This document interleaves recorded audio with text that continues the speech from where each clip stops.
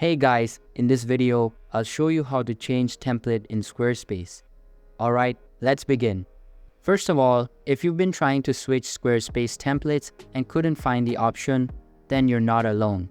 Squarespace has removed the ability to switch templates, but don't worry, I'll show you an alternative. So, when you're logged into your Squarespace account at squarespace.com and you're on your website, head to the top right of the screen. Now, instead of searching for the template switch, look for the site styles option. When you click that, you can access the different style options for every aspect of your website. Note that the template switch is only available when you create a new website, but when it gets published, this feature gets removed. Since my website is not published, that's why I have this feature. If you can't find it, then follow the steps. For example, if we go into fonts and select Switch Font Pack on the right-hand side, you can see that the essence of templates is still there.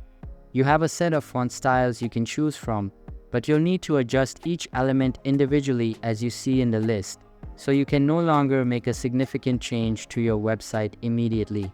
Rather than dealing with different themes, you have a handful of style options neatly organized.